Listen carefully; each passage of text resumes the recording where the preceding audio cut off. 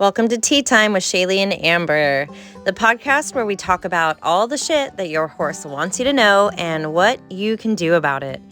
Amber is a horse trainer and a personal results coach, certified in Theta and Semitic breathwork.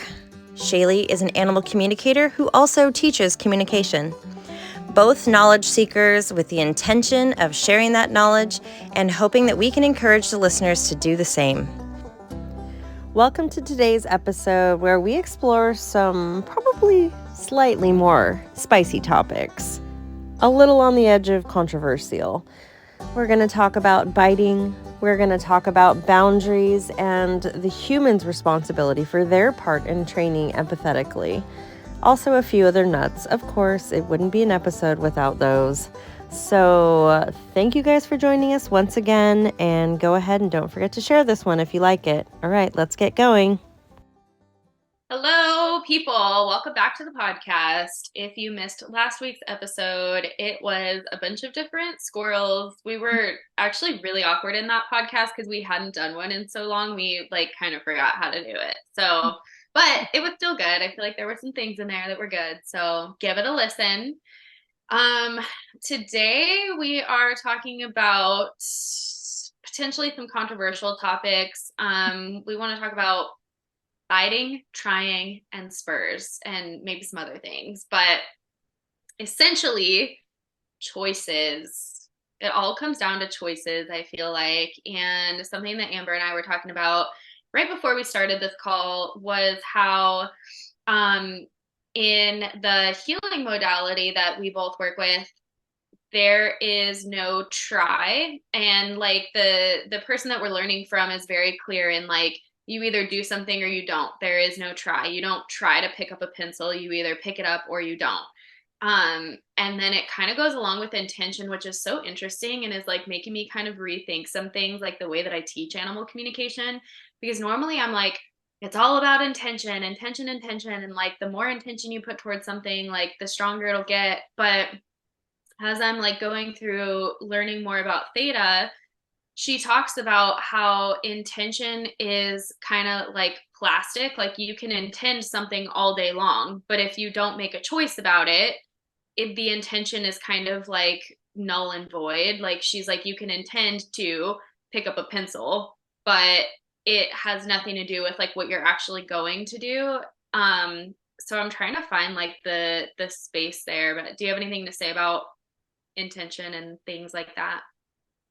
Yeah, because I feel like you can understand a concept and really want something, but the integration comes from I've learned the lesson and I'm choosing to do the thing differently. You know what I mean? It's instead of falling to that old pattern, you're I had that lesson. I understand what the consequences are, and I'm actively choosing the thing that I normally wouldn't choose, or making the choice to make the phone call you need to make make the thing happen that you really want to happen. It's I think you can say affirmations all day long and really, really, really want something, but there is a part of our little 3D world where you actually have to take steps in that direction to make it happen, because not everything is just going to fall in your lap. And I think sometimes people want that.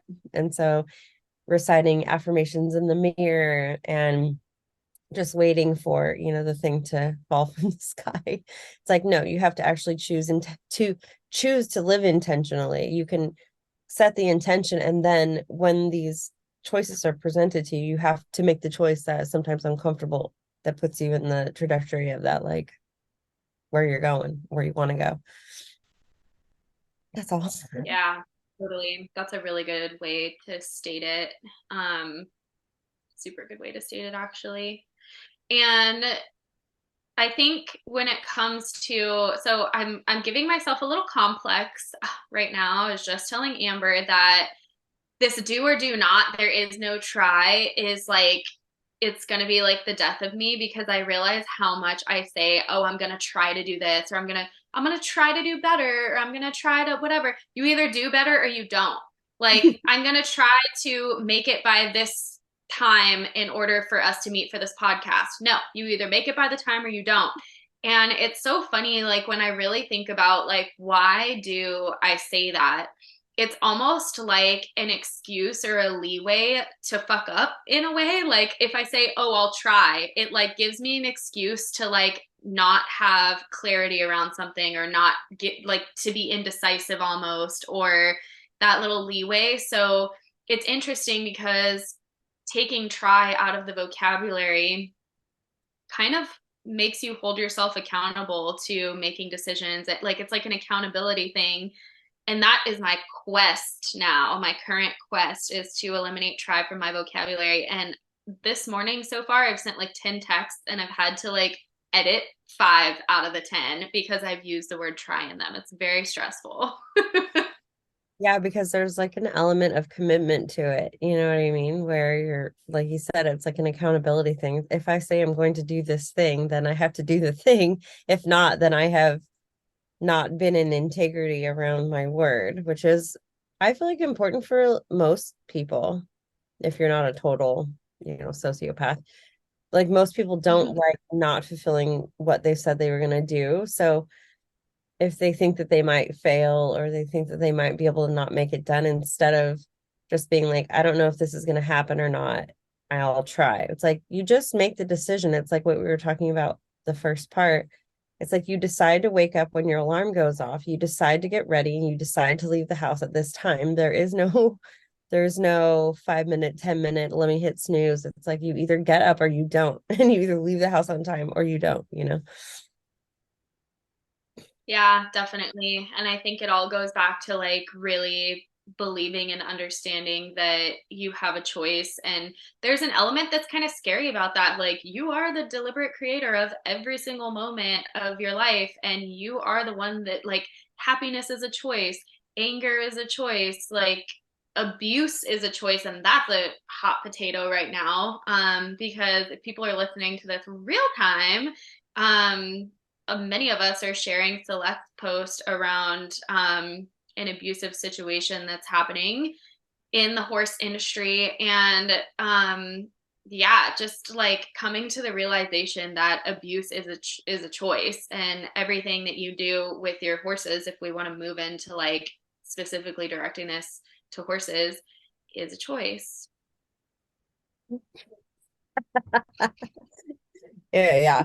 I read her post and I immediately cried. I was like, um, I just don't think that we are in a place on this planet right now, if we're staying horse focused, where anyone could possibly say that that is just the way it is and there's no other way around it. It's just there's too much information, there's too much, too many studies, too many things, evidence things that are out there, that you can't play ignorant anymore. You can't just say, well, this is the way I've always done it, and not know at some level that's not actually accurate, that it is the fastest way for you to do the things. You know what I mean? And just because you learned it that way, it doesn't mean that is the way, because the shit is outdated. So, yeah, and I think it does put a lot of pressure on trainers to advocate for horses, like that pull between, I have to pay bills and this is what my clients want and this is how fast they expect it, because that's how fast things have always been done.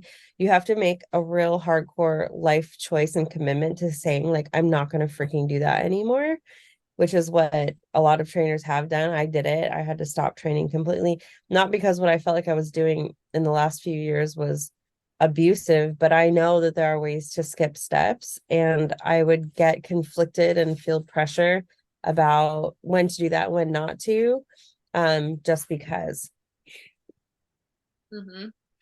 Yeah, it's pretty interesting how, I don't know, how even just like advocating for the horse is such a, like, I don't understand why it's such a difficult thing. Probably because even, probably because as we're kids, like advocating for ourselves, or the way that parents talk to us or the way that they were talked to is a big, like it's how we treat each other, it's how we treat ourselves, and we treat our animals that way. I feel like that's a big part of it. But you were saying as we were chit-chatting before this call, like if people care, they're going to ask why. And if they don't ask why, it's because they don't care. Like, why is this behavior happening?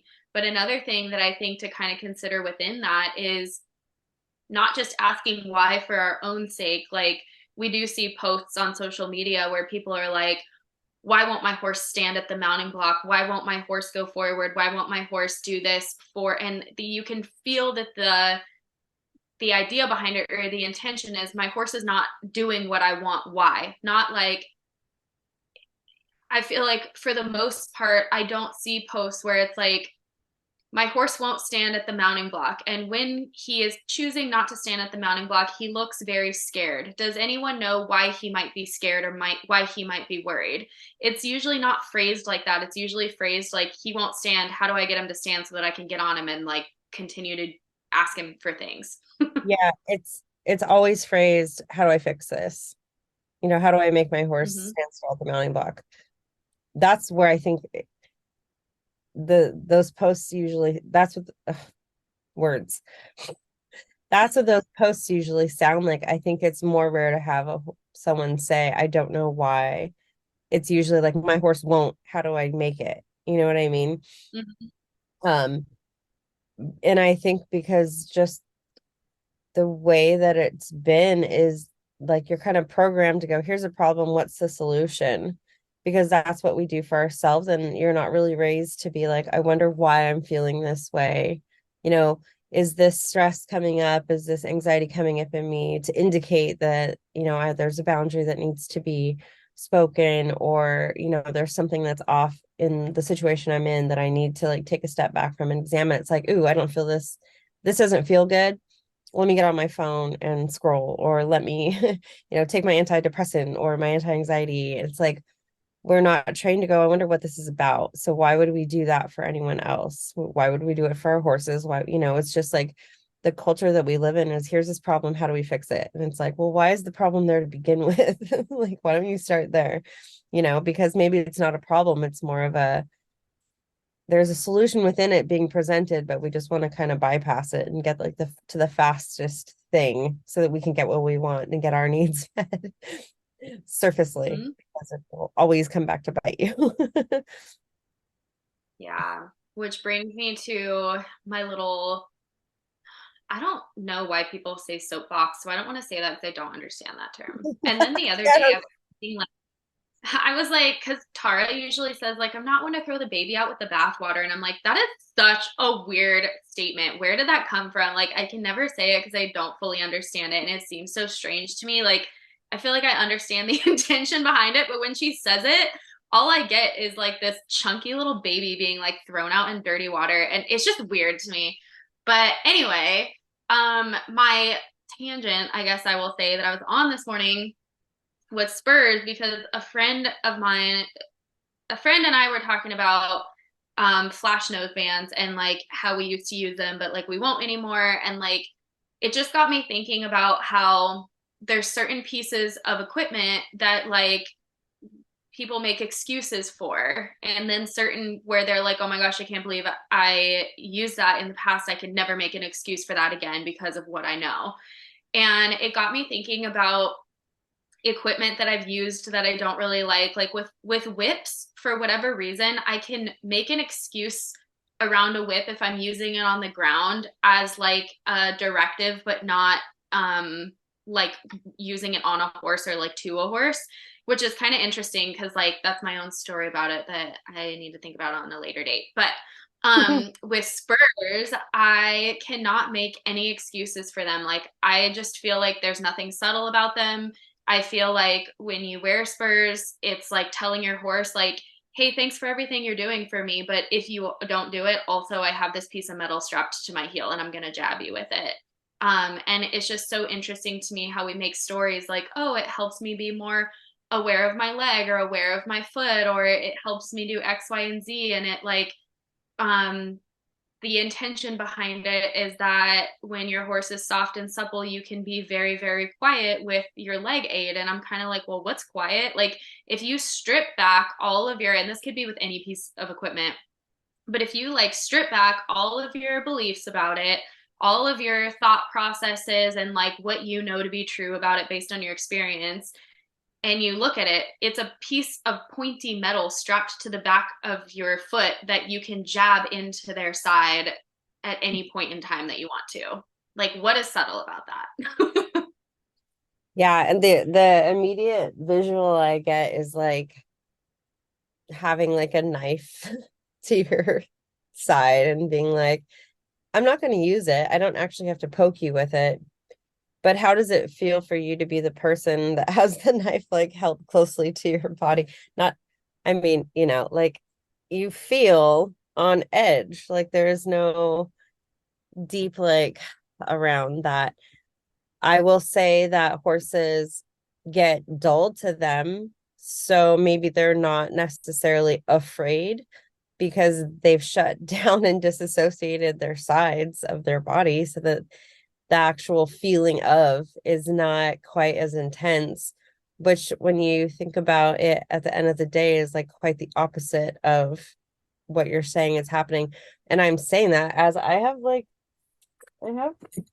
your middle Spurs. I have Spurs. I used Spurs for my whole life. I kicked the shit out of horses with those Spurs. Um, and so I can speak from a place of saying all of those things before, but now realizing that I don't need spurs on my horses and I don't have to kick them either. And I had to look at like why and how did it get that way? And did I ever actually need the spurs or did I put them on because everyone else? I would say, well, partially because I'm short and my spurs really helped keep my jeans from wearing out in the back. Um, but did I ever really need them, on my horses? I don't know. But I do know that when I worked out and started kind of getting curious about like, well, why wouldn't the horse want to go forward? Is there something they don't understand about my leg being on their side? Is there something physically that is causing them to feel restricted? Is it something that I'm holding within my own body that's not open for them to like want to move forward and through? There's like so many things that will keep a horse from wanting to go forward on the ground and under saddle. And there really is no way around the fact that if they're saying, I don't feel like I can move forward, and you poking a spur into them, you're just plain and simple not asking, not caring enough, which is going to be very triggering for people to get to the bottom of why. And mostly because the process is slower, you have to back off, and I think that triggers a lot of people to feel like they're losing momentum or they're going backwards, which is a big thing that people will say, and really doing the mindset work around it's not backwards, it's constantly going back to the foundation and fine tuning it. That's what every single master in any discipline will tell you that's really good at what they do. It's all about the foundation. So adding more aids to look like you're doing less until you're not doing less in the moment, that creates you not have to do less. Like I can bump my legs, like my horses would, the process would look like I would cluck, I would put my calves on. If they didn't go, I would bump my calves on. If they wouldn't go, then I would roll my spur. If they wouldn't go, I would poke the fuck out of them. So that process, the only reason it could be subtle is because at one point it wasn't subtle for them to understand that if I don't go now off of this very light pressure on my side with this spurt, it's most likely going to get blasted into my rib cage. So there is no way that you can say that you have a subtle cue coming from your spurs while you're riding your horse and never have had to escalate to the point where they would be inspired to move away from them. That's just not how it works with anything, right? So it's just, there's just so many aspects of that where, yeah, people, I think they just don't think hard enough about what's actually going on, but I understand it from both sides. I just saying, going back to like, there's too much education and too much understanding around that stuff to be really, like excused in any way. Uh, Yeah. Yeah, and the excuse will be like, well, at the upper levels, at the FEI levels, spurs are required. And that's because you like ultimately at the end of the day, like if you're, you know, eventing or jumping or whatever, you're you have to have a way to force your horse over it or you guys could die. So like, but you know, like I don't know. There's so much we could say about this topic. Like we could just go on and on about it, but um I think asking why is like, yeah, it's such an important thing. And there's also this belief system around if I am not doing something with my horse, if I'm not moving forward in a productive way, my horse will fall apart. I hear it all the time in sessions like, oh, I'm going out of town. Is it okay if X rides my horse because I don't want her getting out of shape for the week? And it's like, if your horse loses all muscle tone and all fitness within the week that you're gone, there is a massive problem and a massive hole in the training program. And like, if you're like your horse is not just going to lose weight and muscle and all this stuff because you quit riding them for 30 minutes or an hour out of the day. And if you do start seeing stuff like that happening, it's, or I should even go back and say this, if you start to go back to the foundations and you're just walking and you're just doing like long and low stuff or whatever it is, and you start noticing like your horse is lame or your horse is kind of falling apart in some way, that's an indicator that they weren't really put together in the first place. Like there was something underlying that was being so compensated for that you didn't see it because they were bracing. And when you start to unwind these things, they go lame. And I think that is something that a lot of people don't want to face. And I shouldn't say think, I know, like I know my clients will start to unwind things and slow down with their horses. And then all of a sudden I'm getting messages and they're like, I can't keep my horse sound.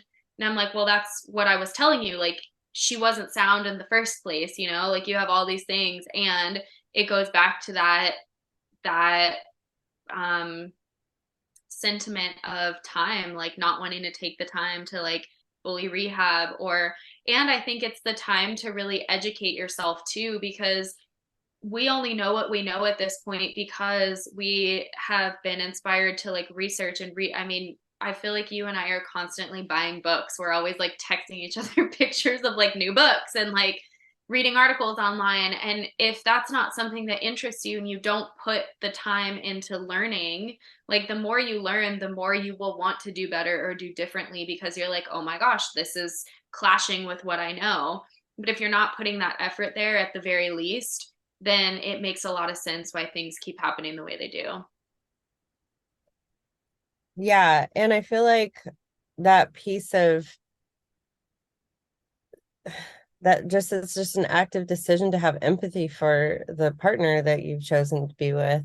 And I think that for so many people, not all people, but so many people get wrapped up in this like rat race and this like competitiveness around, well, if I have this horse and I'm not doing XYZ with it, what's the point? Or I just have this expensive dog. Or like you hear people say all kinds of weird stuff, and it's like, can you go back to the beginning of when you actually got into horses and remember why? You know what I mean? But we'll shut down a lot of that just to, I feel like, continue to do the things. Um, so yeah, I don't know. There's just really, it's just a choice. You're making a choice to either ignore it and cover it up and speed past it, or to actively go, oh, hold on, is this for my horse's highest and best good and ours?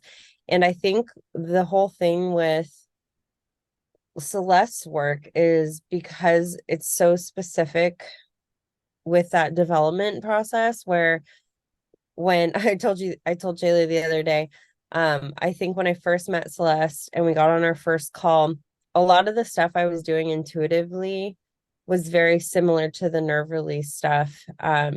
But it was, and I really thought like, oh my gosh, this is like so much what I was doing. I just didn't know what I was doing. And there was a level of it that, yes, that was, but the specifics and around like the development piece and how slow it is, like what I think people don't understand is you don't have to work on actively getting your horse forward for them to be forward once you get on and ride. Because if you unlock all of that stuff, even with a really slow pillar work, you get on and they don't have all of those holdings and they can just move forward. It's not about I've cued my horse to go forward. It's about how comfortable do they feel going forward.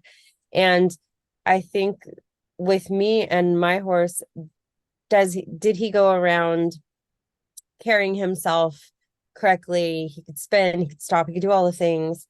And when I got on a call with Celeste, because I was like, I don't understand fully. I don't think like I think my horse is doing what I want.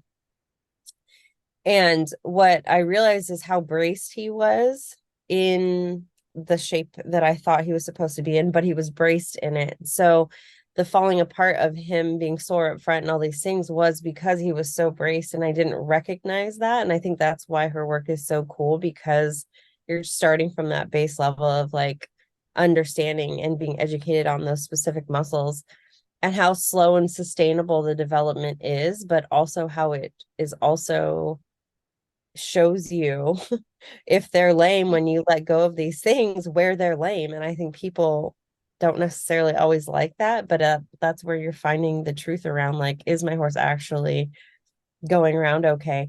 Because it should only last for so long. You can only bypass all of that stuff in for so long until like they go so lame that you you can't just skip over it and pretend like it's not happening. So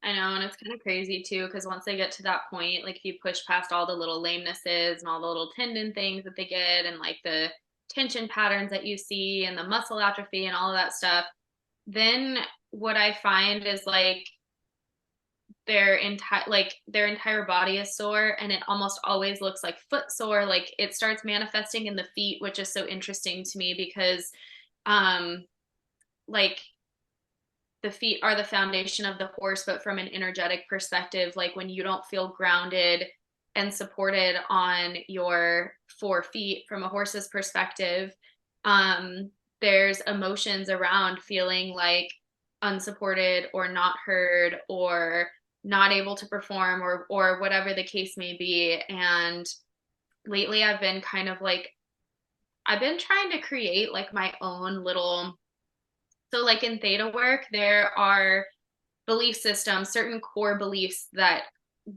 kind of coincide with um like body stuff. So like if you have a digestive issue, there's beliefs around that. If you have, so for everything that happens in our body, there's a belief around it, essentially, right? Am I saying that right?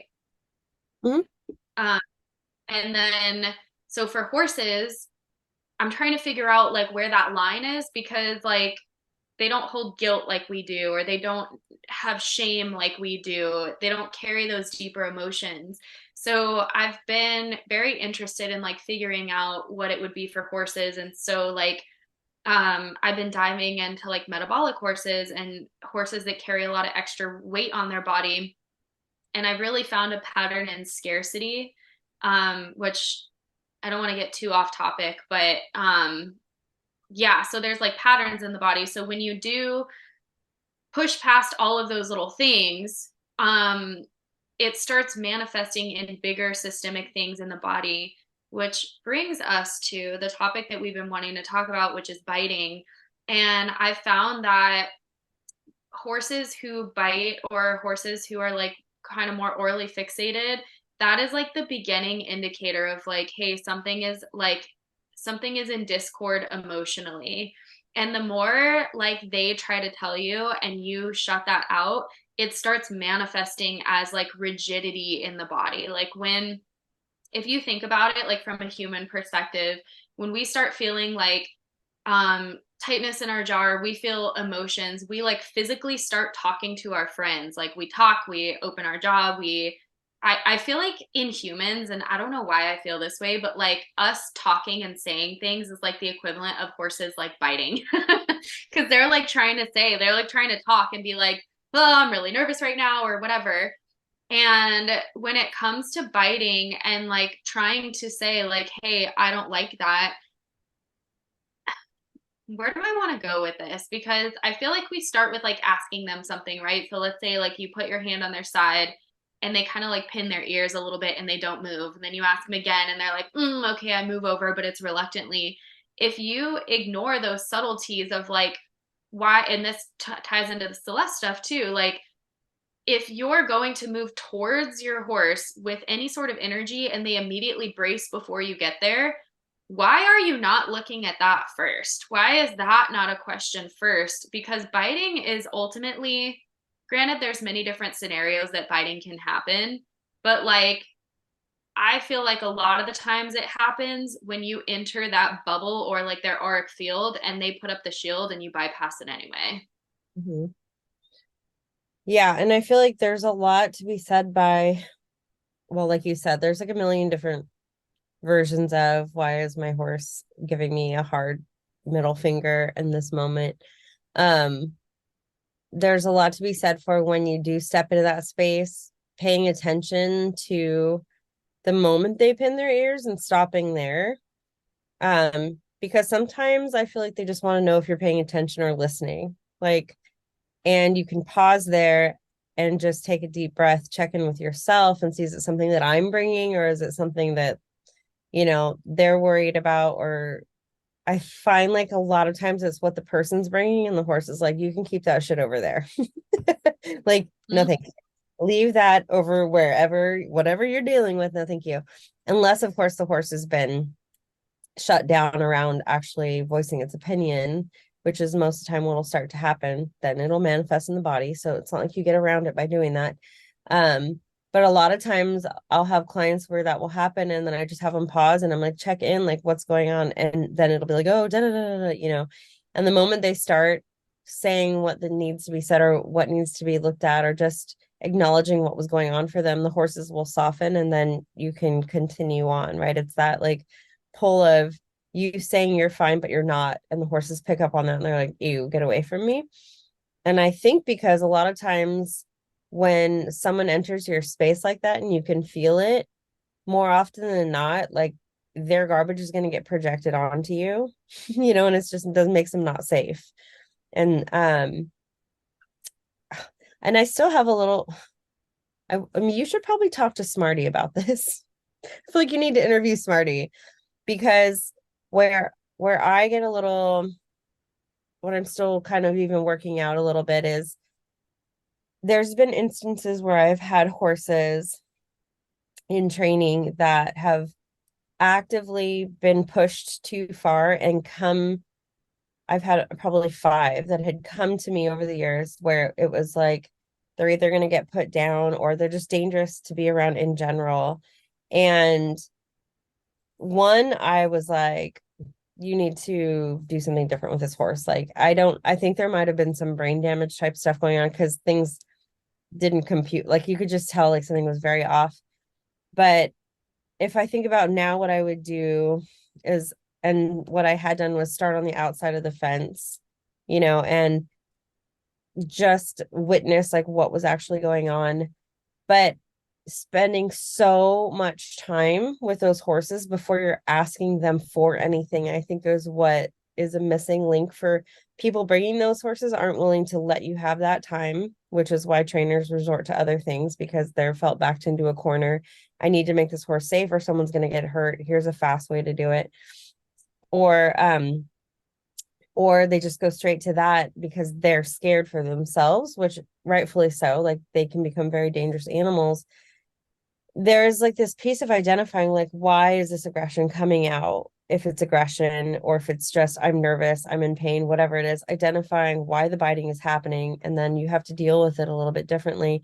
There are horses that are just so defensive from being ignored or pushed too far that they want everyone to fuck off. And I had one of those where I know that it was that because it all got worked through. Like the vet had looked at it, its teeth had been done, the feet, the body workers, like everybody was like, it feels like there was like an energetic component that was being held. And I was allowed to spend enough time with the horse until that stuff softened. But there was this level of, here's my boundary, here's yours. And this is what I was sort of talking about last week, where I think people sometimes take that you have to listen to your horse say no. There has to be choice for them. and then they bypass, well, you also get to have boundaries. You know what I mean? Where your horse gets to say no, but you also get to say no.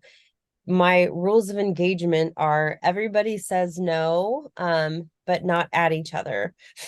Where is where I will draw the line and protect myself. And what it looks like is if I'm in the round pen, and I usually, if once I get to the point where I kind of understand what's going on, I don't leave them on a lead rope and a halter. Like there's this level of if I'm going to trust you, you have to trust me.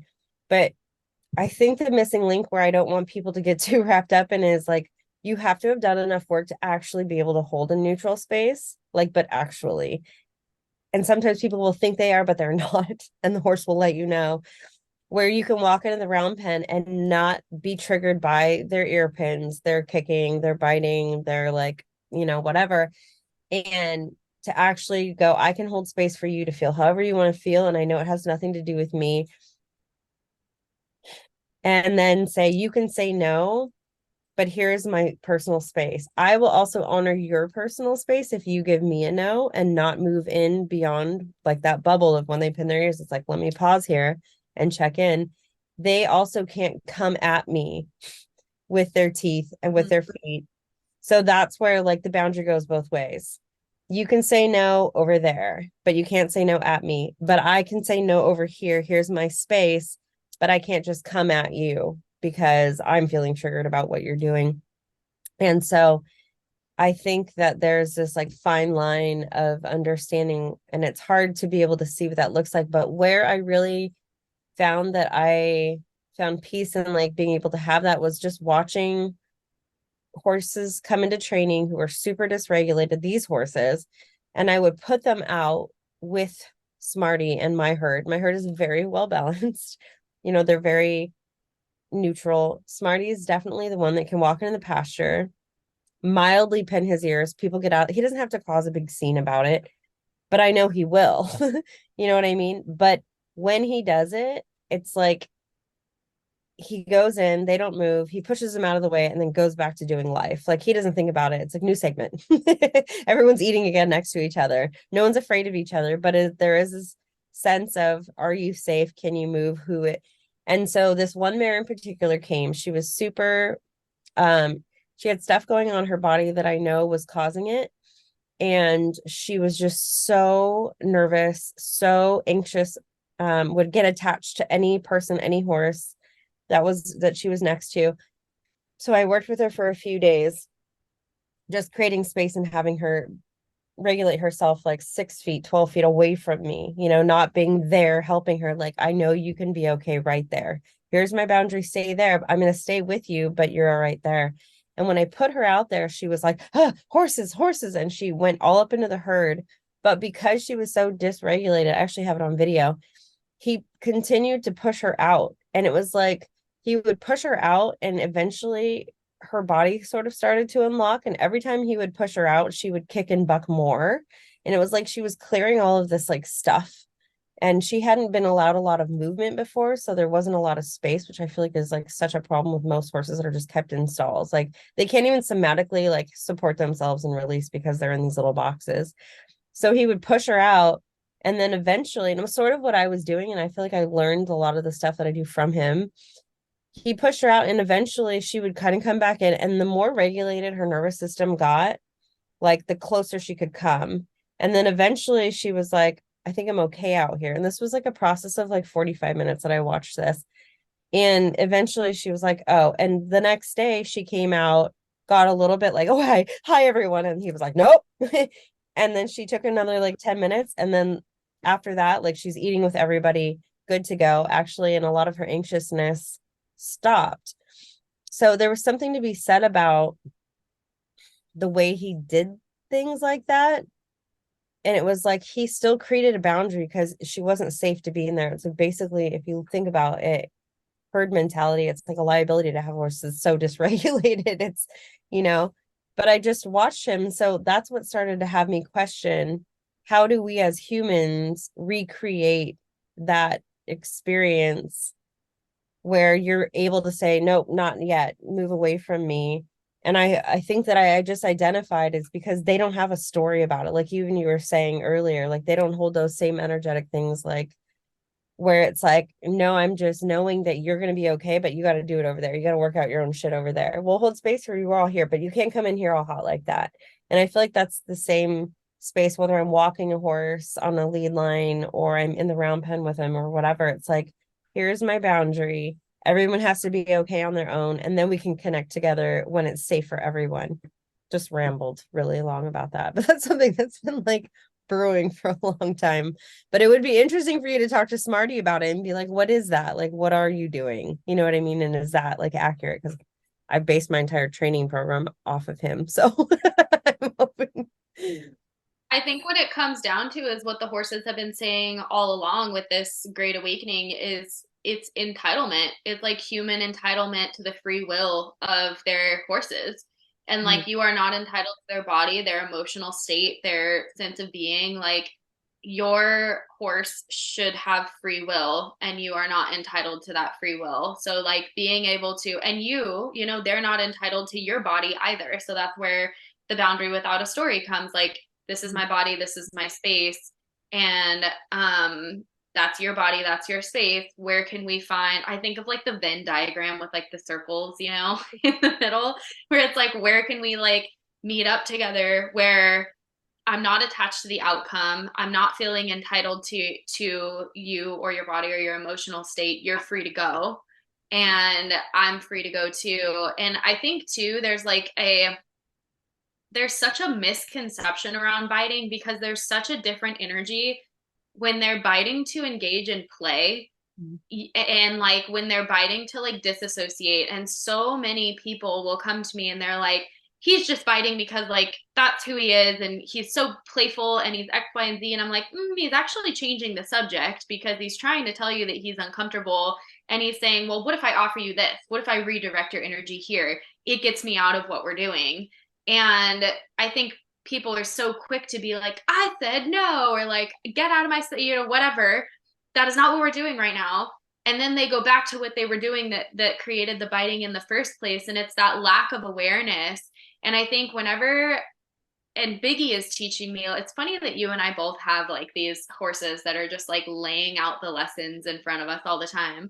But like Biggie is teaching me like you are not entitled to my state of being when I offer it. Like I need you to stay neutral about it. And another thing that he's kind of teaching me too, as we are coexisting in each other's space and I'm learning how to help him regulate his nervous system, is when he does allow me, oh my gosh, I have so much to say about this. So when he does allow me into his space, thanking him, interacting with him, and then not just like ripping my energy away again. Cause like if you're saying like, okay, like I'm allowing you into my space, like when let's say like your horse you're allowing your horse into your space and you want to like give them a cuddle and stuff, and then all of a sudden they just like shove you forward with their nose and like walk off. Like you're like offended by that. You're like, oh, here I was cuddling you, being all soft and like loving your energy, and then all of a sudden you just like rip it away.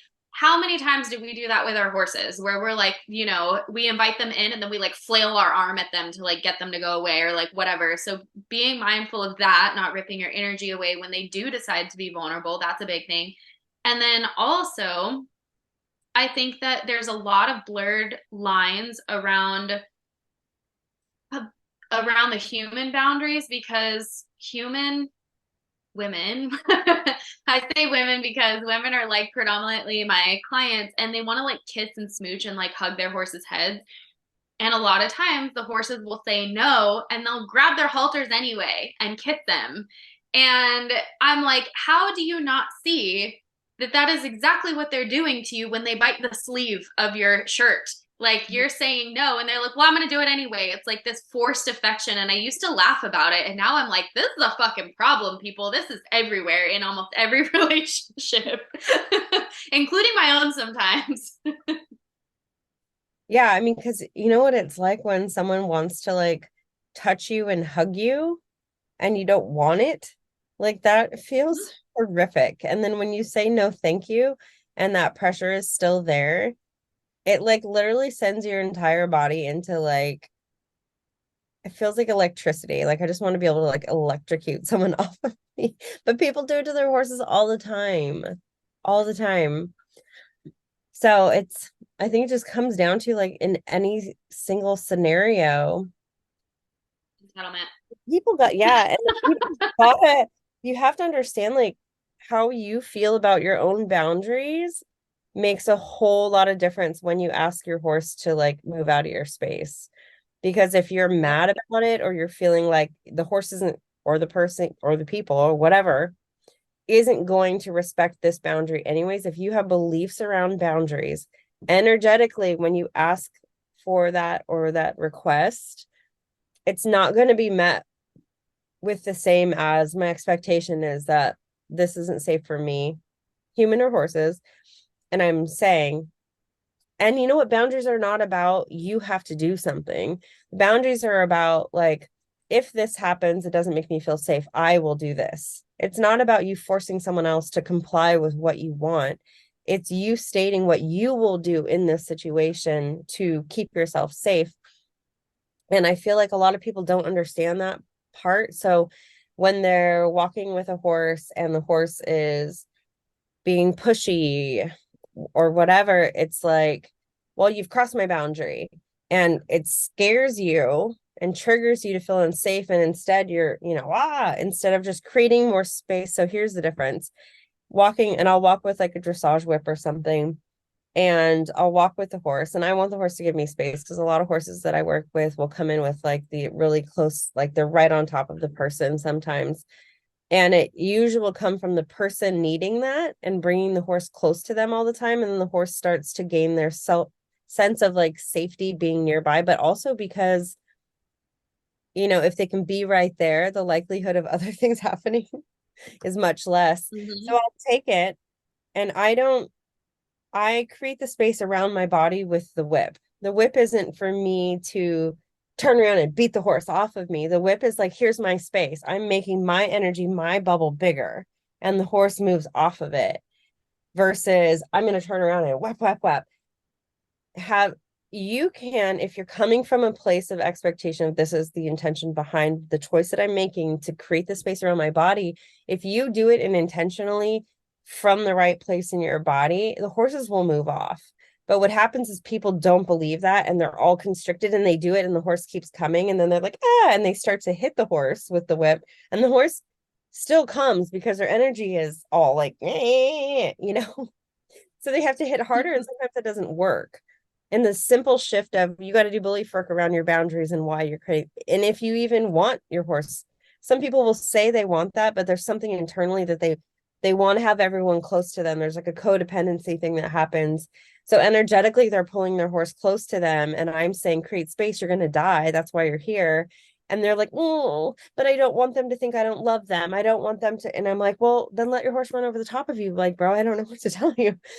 It always comes back to the person working out their shit first. Like, and I think that's why half the books we exchange back and forth have nothing to do with horses, because when it comes down to it, and that's the stuff people want to avoid, they'll work with me for a good amount of time.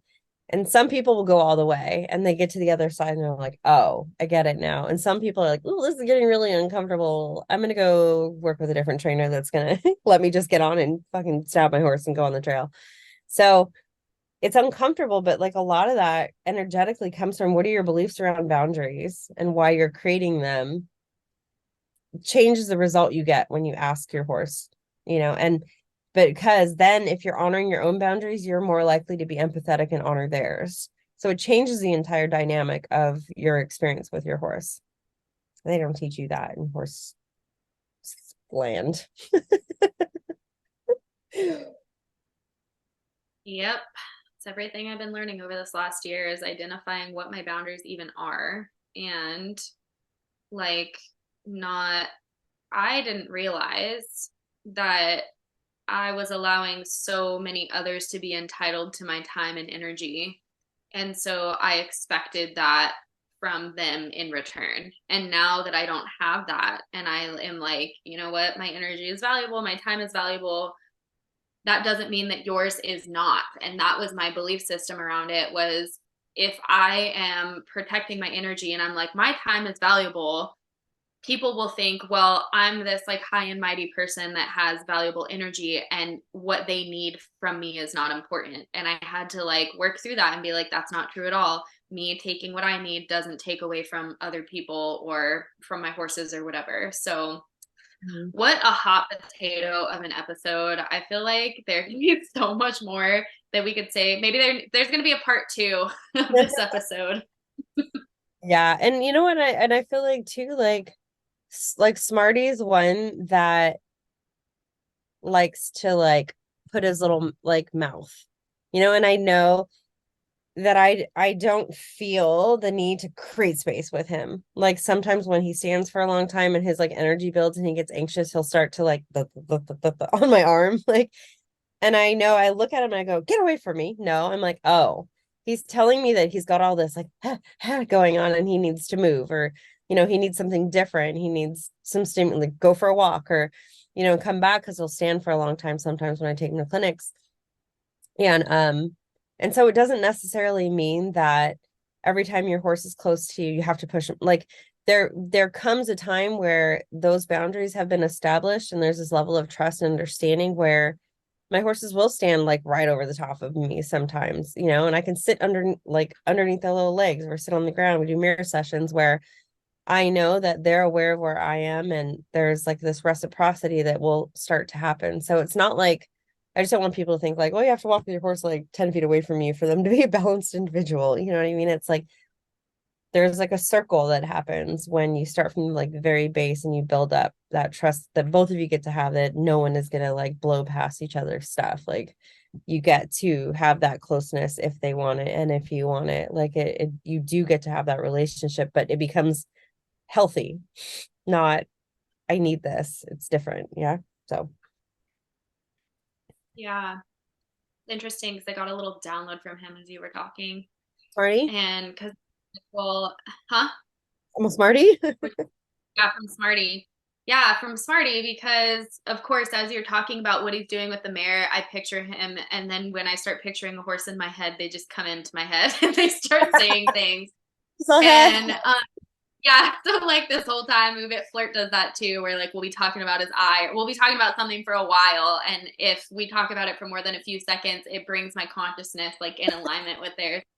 And so then he was just like, well, the difference is easy. And I'm like, okay, well, what is it? And he said, I'm deserving of my space, but not entitled to yours. And it's as simple as that. Like, I'm not, because I just asked him, I was like, well, why do you feel entitled to this hay pile? Like, if you're eating this hay pile, who's to say that that is yours and you deserve that? And he's like, well, if I'm here, I deserve what's in my space. I feel worthy of where I stand and what's in my space. And I feel deserving to like protect that.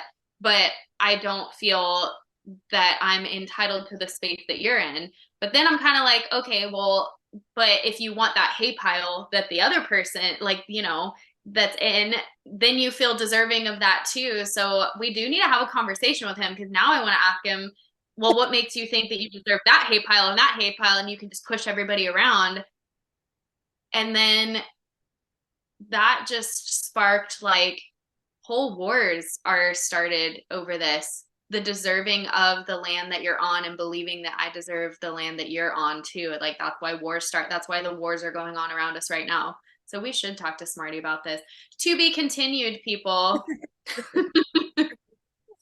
And you know what's interesting is that with him, it's like the horses aren't afraid. I mean, they're not afraid of him. Like they all stand together, they groom each other, they all nap together in a little pile. You know what I mean? It's just like if he's walking in the water trough, they get out of his way. You know what I mean? It's not like, I don't know, it's fascinating. So yeah, I would love, because I watch him all the time and I'm like what is it? Like what's going on? And he's just so solid in that space within her, no matter who's in there. So yeah, it'd be fun to have a little conversation with him, because I feel like he's the epitome of like what we're talking about. But when he goes into the other Cool. pasture, there was one larger horse who doesn't necessarily hold that same energy, who's just bigger. And he's like, sometimes he's like sometimes he's willing to like put in the effort to like, nope, this is where I'm standing. And sometimes he's like, oh God, you're huge. I'm out of here. So it's like his energy doesn't change, but the dynamic changes when he goes out there. So it's kind of fascinating. I don't know. My horses, little teachers. Okay. Well, Well, that was a lot longer than we expected. That was lots of stuff in this one. Lots of juicy stuff. So if you're feeling away about anything we said, go ahead and drop it in the comments. And if you're feeling like this episode had some insights that might some people might need to hear or might not like hearing, but I don't know, might plant a seed, go ahead and share it. And we will see and share time and ears with you next week. Bye.